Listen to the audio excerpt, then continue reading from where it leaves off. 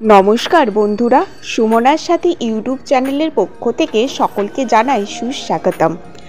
আজকের আলোচ্য বিষয় হলো 26শে না 27শে ফেব্রুয়ারি মহাশিবরাত্রি কবে, জানুন চার প্রহরের সময়সূচি, জল অভিষেকের শুভ মুহূর্তই বা কখন, আর জানুন উপবাসের নিয়ম, কি খাবেন এই দিনে, কি খাবেন না, ভোলানাথের কৃপা পেতে যে বিশেষ কাজগুলি করবেন সেগুলোও জানুন। 2025 সালের মহাশিবরাত্রি কবে? মহাশিবরাত্রি হিন্দু ধর্মের অন্যতম প্রধান উৎসব, যা ফাল্গুন মাসে পালিত হয়। মহাশিবরাত্রিকে ভগবান শিবের উপাসনার জন্য অত্যন্ত গুরুত্বপূর্ণ পার্বণ হিসাবে বিবেচনা করা হয়। প্রতি বছর ফাল্গুন মাসের কৃষ্ণপক্ষের চতুর্দশ তিথিতে এই উৎসব পালিত হয়। চতুর্দশী তিথি ভগবান শিবের উদ্দেশ্যে নিবেদিত এবং এই দিনে ভগবান শিবের রুদ্রাভিষেক করা হয়। তাই যারা মহাশিবরাত্রির দিনে ভগবান শিবের পূজা করেন, ভগবান ভোলানাথ তাদের বিশেষ আশীর্বাদ করেন। এই বছর মহাশিবরাত্রির ব্রত পালিত হবে 26শে ফেব্রুয়ারি বুধবার। 26শে ফেব্রুয়ারি সকাল 11টা 8 মিনিটে শুরু হবে এই তিথি এবং এই তিথি 27শে ফেব্রুয়ারি সকাল 8টা 54 মিনিটে শেষ হবে, অর্থাৎ 26শে ফেব্রুয়ারি রাতেই মহাদেবের পুজো করা হবে। চার প্রহরের সময়সূচি। প্রথম প্রহরের পুজোর সময় 26শে ফেব্রুয়ারি সন্ধ্যে 6টা 19 মিনিট থেকে রাত 9টা 26 মিনিট পর্যন্ত। দ্বিতীয় প্রহরের পুজোর সময় 26শে ফেব্রুয়ারি রাত 9টা 26 মিনিট থেকে 27শে ফেব্রুয়ারি রাত 12টা 38 মিনিট পর্যন্ত। তৃতীয় প্রহরের সময় শুরু হবে 27শে ফেব্রুয়ারি রাত 12টা 38 মিনিট থেকে ভোর 3টে 41 মিনিট পর্যন্ত। চতুর্থ প্রহরের সময় শুরু হবে 27শে ফেব্রুয়ারি ভোর 3টে 41 মিনিট থেকে সকাল 6টা 48 মিনিট পর্যন্ত। এবারে আসুন জেনে নিই মহাশিবরাত্রিতে মহাদেবকে জল অভিষেক করার শুভ মুহূর্ত।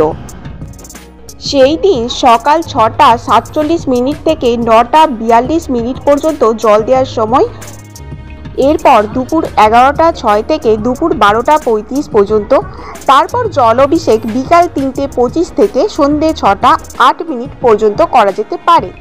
আর শেষ মুহূর্তটি রাত 8টা 58 মিনিট থেকে শুরু হবে, রাত 12টা 1 মিনিট পর্যন্ত চলবে। এবারে আমরা জানব শিবরাত্রি উপবাসের নিয়ম। এই দিন সূর্যোদয়ের 2 ঘন্টা আগে অর্থাৎ ব্রহ্ম মুহূর্তে উঠে যাওয়া উচিত। তারপর স্নান করে পরিষ্কার কাপড় পরে নিতে হবে। তারপর পুজো ও উপবাসের সামগ্রী নিন, তাতে অখণ্ড চাল ও জল দিয়ে সংকল্প করা উচিত। অসুস্থ ব্যক্তিরা চিকিৎসকের পরামর্শ অনুযায়ী উপবাস রাখবেন, আর যারা উপবাস রেখেছেন তারা ওং নমঃ শিবায় মন্ত্রটি 108 বার জপ করে যান। সন্ধ্যায় শিব পুজো করার আগে ফের স্নান করা উচিত। নিশীথকালের শিব পূজার বিশেষ গুরুত্ব রয়েছে। পরের দিন সকালে স্নান করার পর উপবাস ভঙ্গ করা উচিত। পুজোয় মহাদেবকে দুধ, ধূত্র, বেলপাতা, চন্দন, দই, মধু, ঘি, চিনি অর্পণ করা উচিত। দৃষ্টি পঞ্জিকা অনুযায়ী মহাশিবরাত্রির পরের দিন সূর্যোদয়ের পর ও চতুর্থ তিথি সমাপ্ত হওয়ার পূর্বে পারণ করলে উপবাসের অধিক ফল লাভ করা যায়। শিবরাত্রির দিনে কি কি খাবেন আর কি কি খাবেন না। এই দিন চাল, গম, ডাল, সাদা নুন খেতে নেই। আমিষ, রসুন, পেঁয়াজ খাওয়াও নিষিদ্ধ। শিবরাত্রির উপবাসে কলা, কমলালেবু, আপেল, বেদানা ইত্যাদি ধরনের ফল খেতে পারেন। এদিন চা পান করবেন না, তবে দুধ বা দুধের তৈরি কোনো শরবত পান করতে পারেন। এবারে আমরা জানব ভোলানাথের কৃপা লাভের জন্য যে কাজগুলি আমাদের করতে হবে। শিবরাত্রি তিথিতে শিব মন্দিরে রাতের বেলা প্রদীপ প্রজ্বলনের প্রথা রয়েছে। শিবপুরাণ অনুযায়ী কুবের তার পূর্বজন্মে শিবলিঙ্গের পাশে প্রদীপ জ্বালিয়েছিলেন।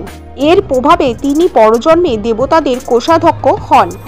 মহাশিবরাত্রি তিথিতে এই উপায় করলে ধনলাভ হয়। শিবরাত্রির দিনে বাড়িতে পারদ শিবলিঙ্গ স্থাপন করলে অর্থাভাব দূর হয় এবং লক্ষ্মীর আশীর্বাদ বজায় থাকে। এই তিথিতে ছোট একটা পারদের শিবলিঙ্গ এনে বাড়ির ঠাকুর ঘরে রাখতে পারেন। মহাশিবরাত্রি থেকে প্রতিদিন এই শিবলিঙ্গ পুজো করুন। এই উপায়ে দরিদ্রতা দূর হবে এবং ধন সম্পত্তি বৃদ্ধি পাবে। এই তিথিতে স্ফটিকের শিবলিঙ্গ পুজো করলেও সুফল পেতে পারেন। দুধ, দই, ঘি, মধু, চিনি মিশ্রণে তৈরি পঞ্চামৃত দিয়ে শিবকে স্নান করান এবং 108 বার ওম নমঃ শিবায় মন্ত্রটি জপ করবেন। এই তিথিতে হনুমান চল্লিশা পাঠ করাও শুভ। ভক্তদের সমস্ত সমস্যা এতে দূর হয়। মহাশিবরাত্রি তিথিতে বিবাহিত স্ত্রীরা সোহাগের জিনিস অর্থাৎ লাল শাড়ি, চুড়ি, কুঙ্কুম দান করতে পারেন। সোহাগের জিনিস দান করলে স্বামী স্ত্রীর মধ্যে প্রেম বাড়ে এবং পরিবারে ইতিবাচক শক্তির সঞ্চার হয়। মহাশিবরাত্রির দিনে দরিদ্র ও অসহায়দের অন্ন দান করলে পুরনো পাপ থেকে মুক্তি পাওয়া যায় এবং অক্ষয় পুণ্য অর্জন করা সম্ভব। তাই এই তিথিতে দান পুণ্য করার বিশেষ মহত্ব রয়েছে। আর আজকের ভিডিওটা এই পর্যন্তই রইল। ধন্যবাদ।